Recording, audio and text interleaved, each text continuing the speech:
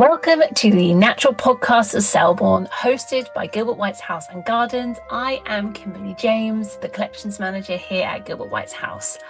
I love Gilbert White, but wish I knew a little bit more about the natural world he describes. So we are taking a deep dive into Gilbert White's pioneering 1789 book, The Natural History of Selborne. To learn more about the natural world, both in the 18th century and today, we will talk to some amazing experts and all become a little more Gilbert.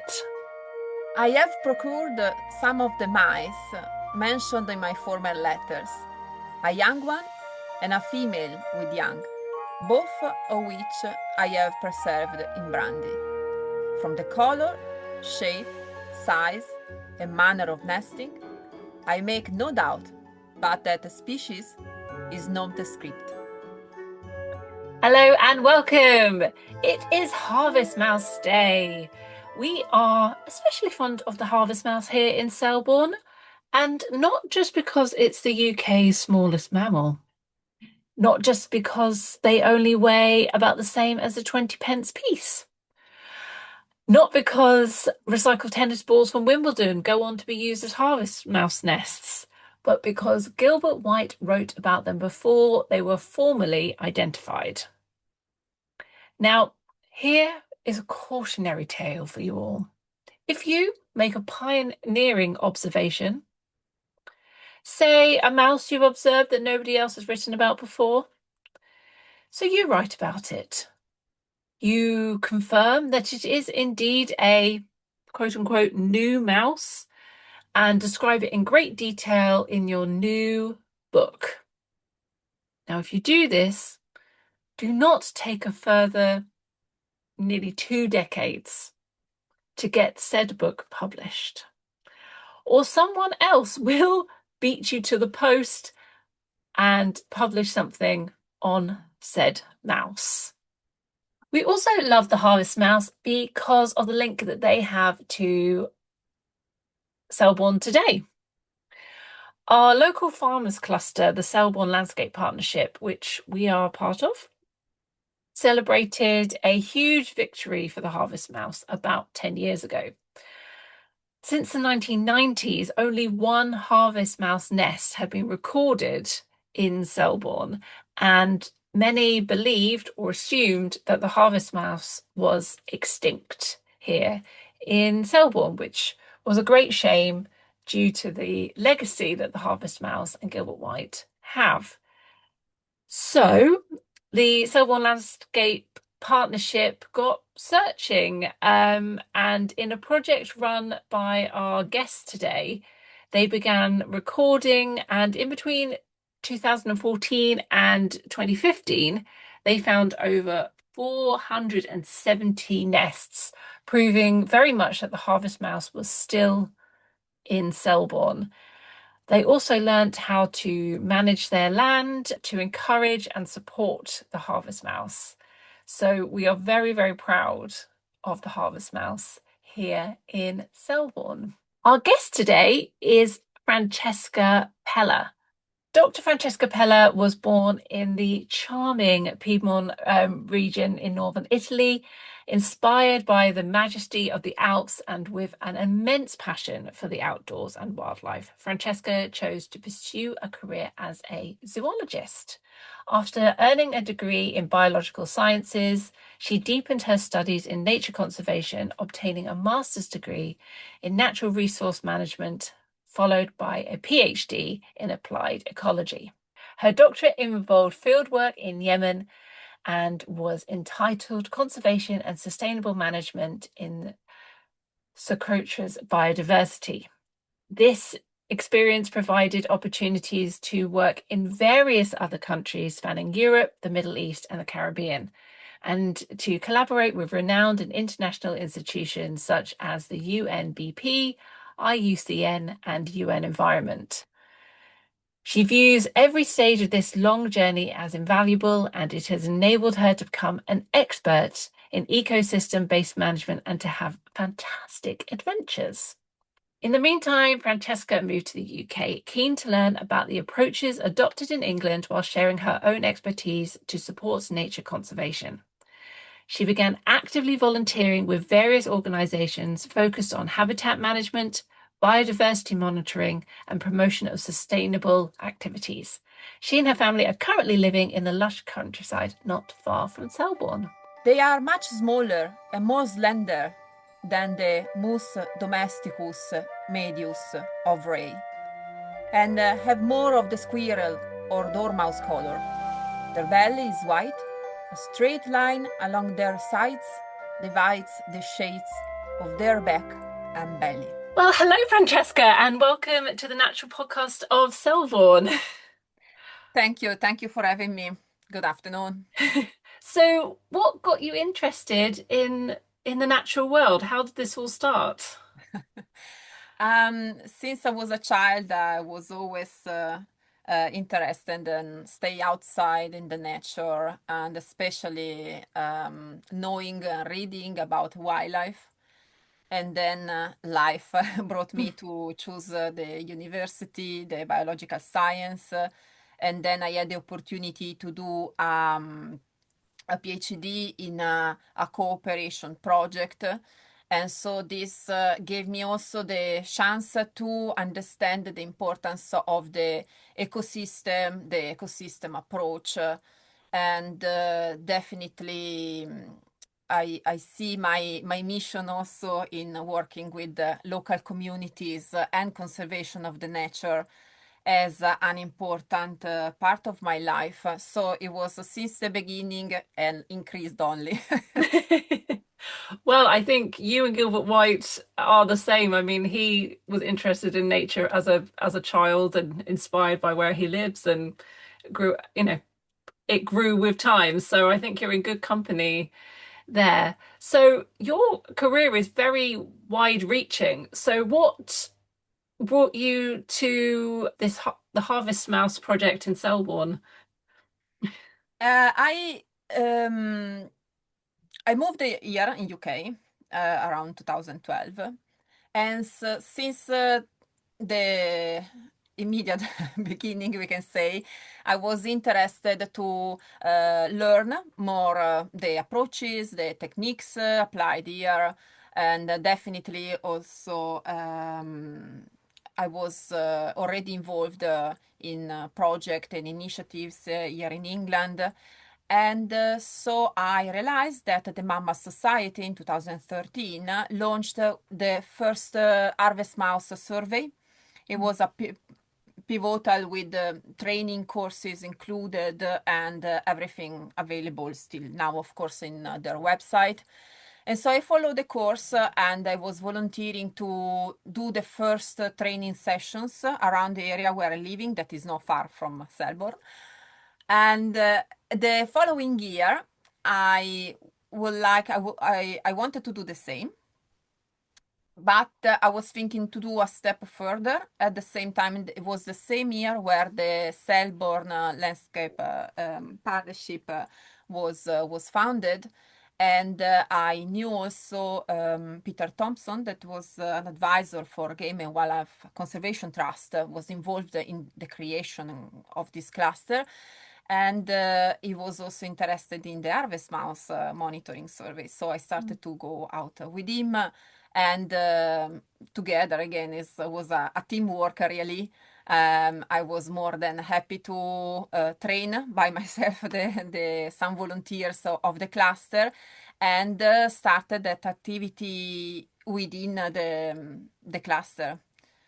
And so in the following years, we continue to collect the data, and everything was collected, elaborated, and analyzed and published in the wildlife report that we can read and find in the Landscape Partnership website. Amazing. So what makes the harvest mouse so special? Why is it important to record them? In particular, in England, we can say globally, the species is classified by IUCN Red List as Mm. least concern. But the situation is particular peculiar here because in Great Britain is near threatened. In Scotland is even critically endangered. Wow. In Wales is vulnerable, and so definitely the situation is in particular after since the 70s scientists evaluated that the decrease of the populations is up to 70%. So definitely is a priority species in Mm. terms of conservation, and then is also considered as an indicator species, particularly linked with the grass habitat, the grassy habitat, and the linear elements of Mm. the landscape. And definitely also is a ship, flagship species, sorry. Mhm. And so is definitely a peculiar animal. Moreover, he doesn't hibernate, and he has a very various diet, and is ephemeral, so is active during the night and during the day. Is a very interesting species and pretty complex despite their size. Yeah, it sounds it. And yes, I hadn't realized that they were dwindling so much on in the UK compared to the in Europe. It doesn't. Another interesting element is that UK realized that the monitoring sessions were not homogeneous, so they were Mm. scattered efforts, and definitely this the Mama Society operated in this sense to propose a sort of systematic monitoring program to Mm. recover, to understand if the species is absent, because there is really a crisis in the terms of habitat or other ecosystem variables, or just because the efforts to observe and record this species decrease during the time. So this is another element that I think that is interesting. Yeah, absolutely. So, could you tell us more about the Selborne Landscape Partnership project? Was there a particular, I mean, obviously you're local to Selborne, but was it because of the Harvest Mouse link with Gilbert White that Selborne was picked, or was it just a very happy coincidence that you wanted to work in Selborne with the Selborne Landscape Partnership, and it just so happened that Gilbert White talked about harvest mice? Definitely, Gilbert White is a crucial figure in every aspect, not only in our lives, but Yeah. also in the Selborne partnership. There was what is one of the elements that is more fascinating and important, especially in the management of the ecosystems, is the teamwork, because this initiative of the partnership started with the wish of farmers and conservationists to start to work together to Mm, improve the habitat, to understand, to monitoring some aspects of their lands. And this was they began with a small group of the farmers, like I mentioned before, through the with the support of the Game and Wildlife Conservation Trust, but also there was an important fundamental contribution of the South Downs National Park in terms, in particular, based on my experience, of course, maybe the information is not complete, but definitely in terms of contact the volunteers, and then going out in monitoring and record everything. Other initiatives that again there are better explained and visualized in the website. So is a network. The outcome is a continued evolution of monitoring efforts, habitat interventions and then monitoring the effectiveness of this Mm. intervention and habitat improvements, I mean. So definitely is ongoing activity. It's so nice that it's a project with a legacy, and yeah, and that it is so meaningful to the area, and the Selborne Landscape Partnership do lots of amazing work. But yeah, so obviously part of this was looking to find harvest mice nests. Yeah.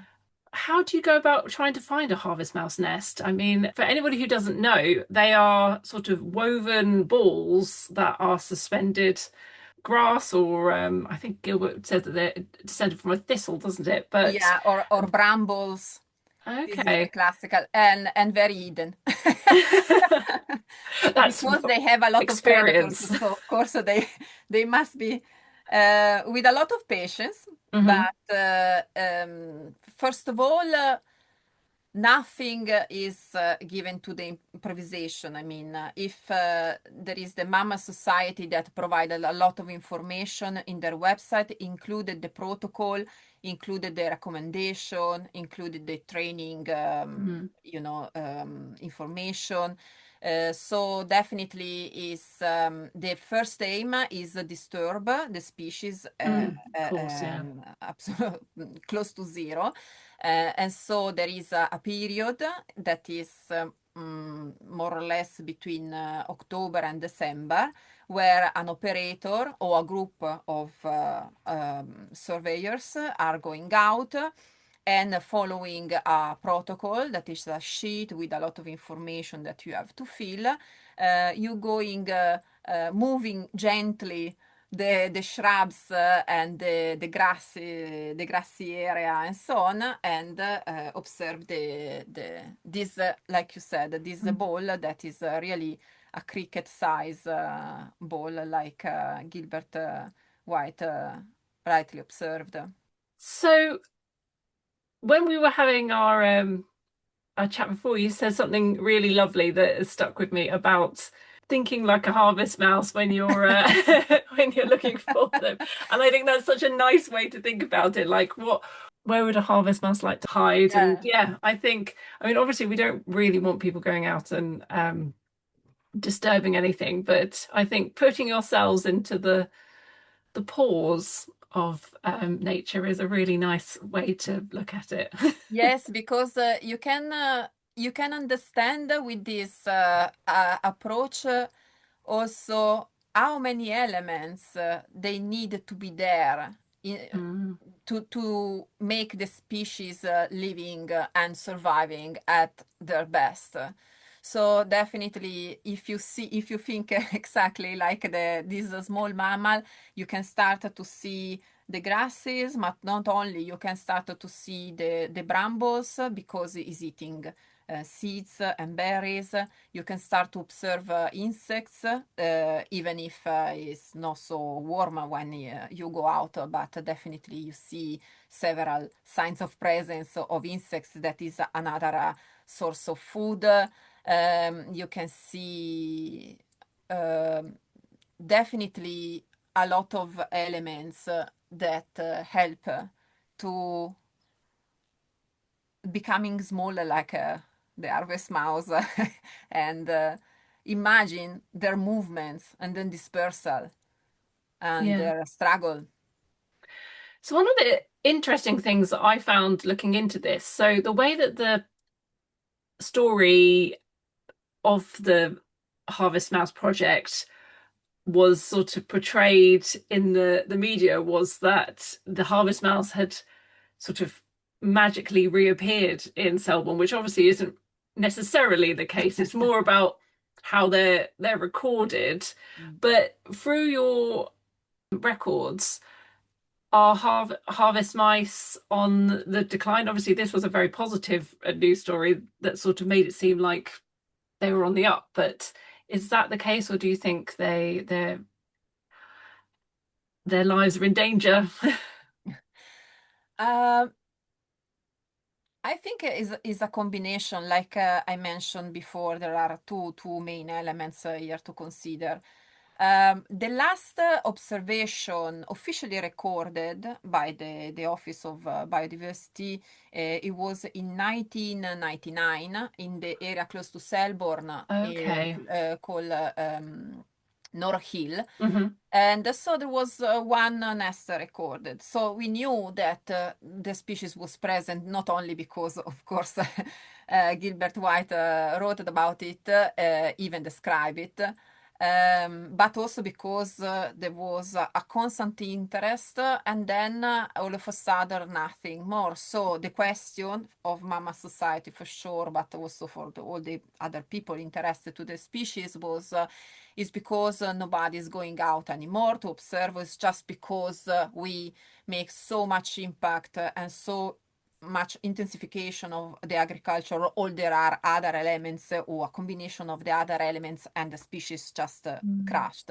So with this question in our mind, we wrote the protocol, and we integrated, we can say, we put the idea and the approach and the protocol of the mammal society here around Selborne. So we thought, okay, we need to see the habitat, the suitable habitat for the species, and just to see if there is no species, or if there was no recorded Mm.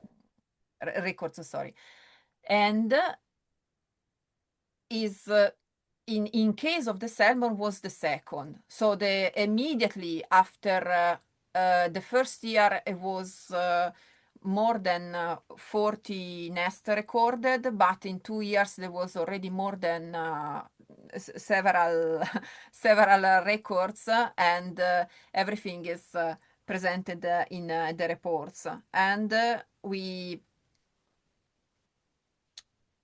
so, so this is the So basically, we just need to keep on recording and yeah, and making sure that the royal we, I think this is, but that people like landscape, Selborne Landscape Partnership are managing their land in a way that, helps them and records them, and hopefully yes. we'll uh, we'll see progress on that.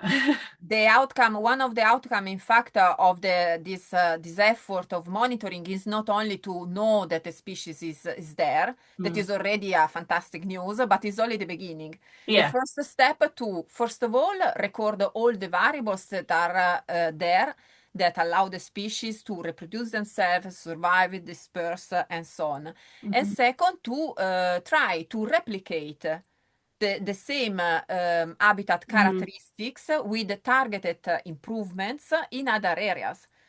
So they can not only we can say help the species with the targeted reintroduction project, Mm. but without an improvement and a constant monitoring of the habitat, also the it wouldn't be not possible then Mm.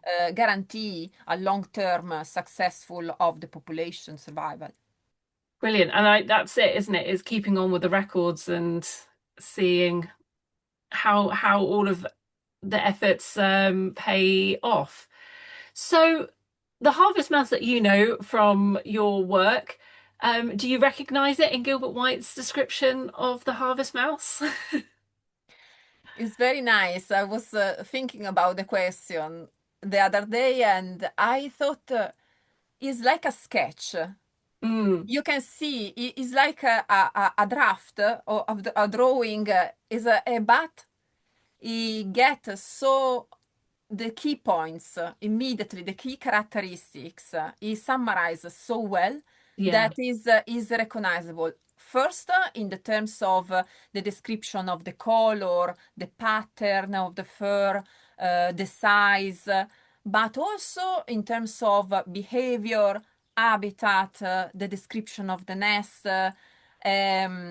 Is definitely you received a lot of info. You have the whole picture without even realizing, without Mm. so much detail, and but definitely yes, it's very interesting.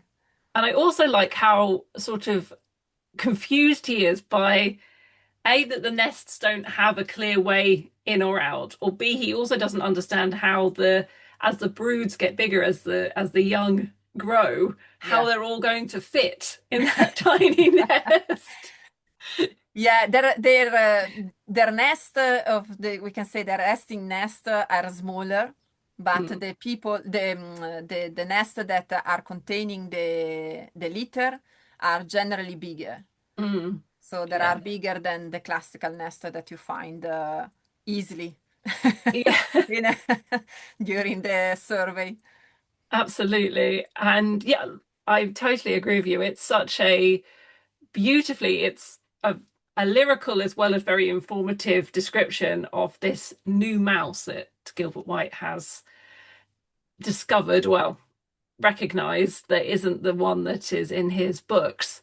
What other projects have you been involved with, Francesca? I mean, your career is so varied. I mean, you've gone from all over the world really with different projects. So, do you want to give us a little taster of some of the other work that you've Yes, done? I'm very lucky from this perspective. I am a freelancer, so I work especially I'm a consultant, and so every time, and I develop my profession, we can say, on the ecosystem approach. Mm, For me, is no, I'm not a taxonomist, or I don't have a specific. I worked with the reptiles, I work with the mammals, like our beloved harvest mouse.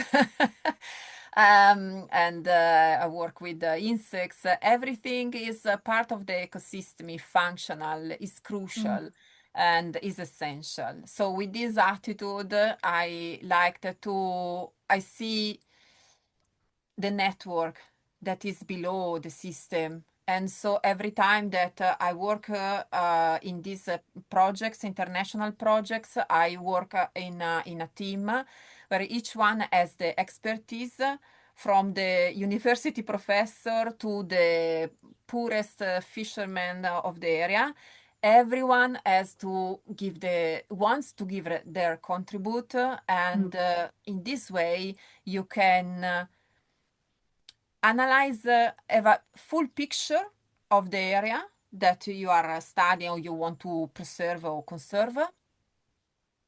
And everyone gives their point of view to amplify any kind of initiative or activities of operation that you want to do. mm, So this and also what I like in this project in which I am involved is that the local community, especially in the developing countries where I working, are the most vulnerable one, and definitely they need to be put at the center of their attention because they live with nature. They need the natural resources.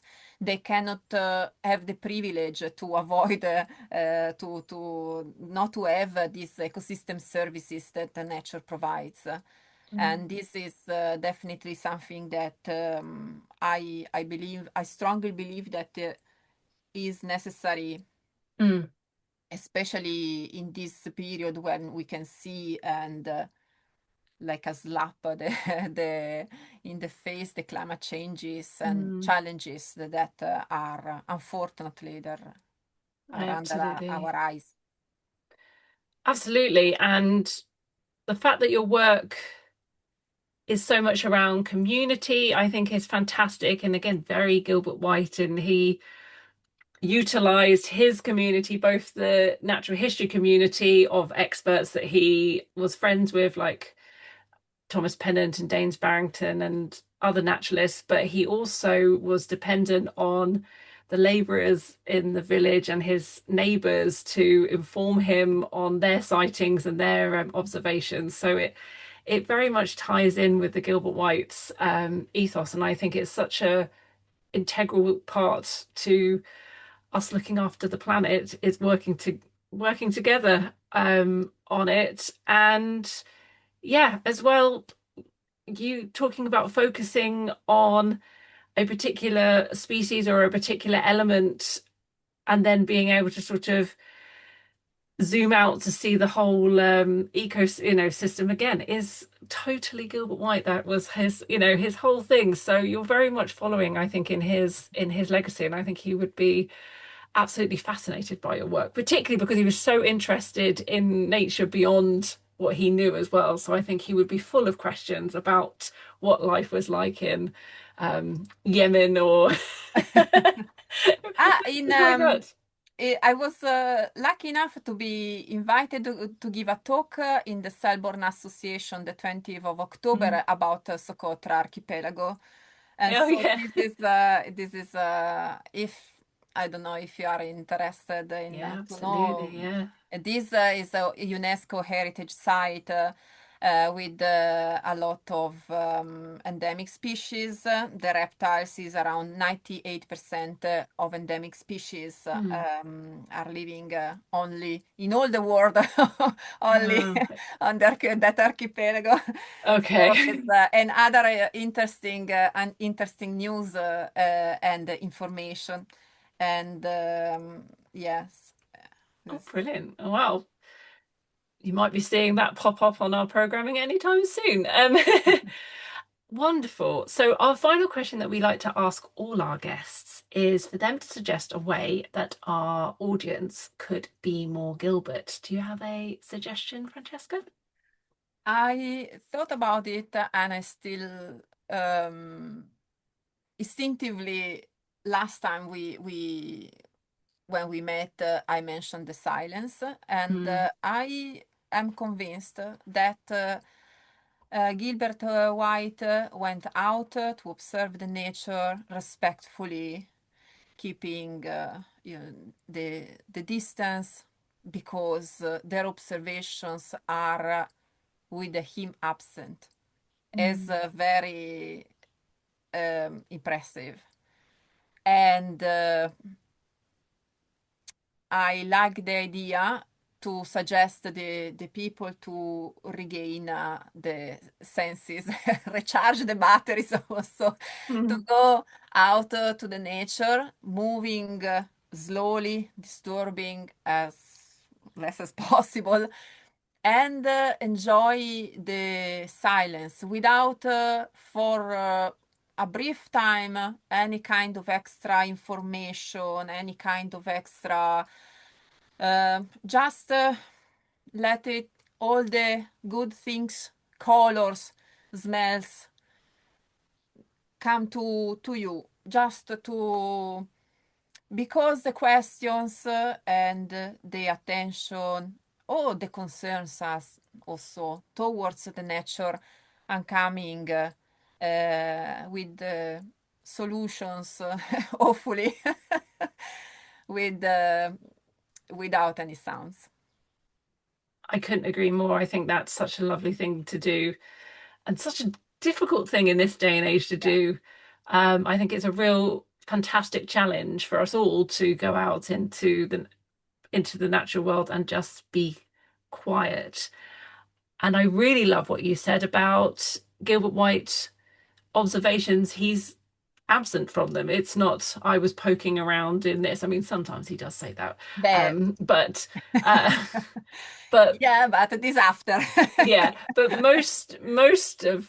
most of his observations are exactly like you said. He is absent. He is just a silent, completely passive observer. And I think that's a really fantastic image and something that I definitely will be taking with me on the next time I head out, just to be quiet and to let nature come to Yeah. me. And is so, is also an I can say if you think about the biodiversity, mm, you need I mean I sometimes I'm thinking my presence is a part of the mm, ecosystem. So if you do like this, you are not control anything anymore, but mm, you are responsible. You are part of the system. mm. So this our um, urgency to do something for the benefit of the nature is at the end of the day something that you do also for the benefit of us as well. is not mainly opportunistic, but is definitely part of an immersion, really a primordial immersion Mm. in what is essential for us to live. Is Mm. is nice. Absolutely, absolutely.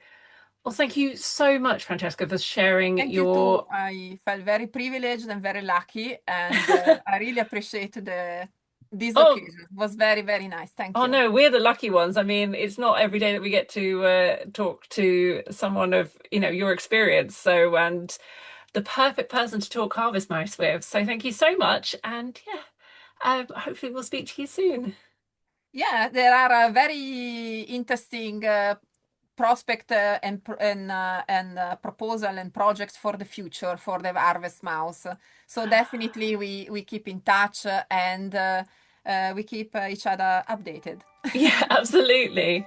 One of these nests I procured this autumn, most artificially platted and composed of the blades of wheat, perfectly round and about the size of a cricket ball, with the aperture so ingeniously closed that there was no discovering to what part it belonged.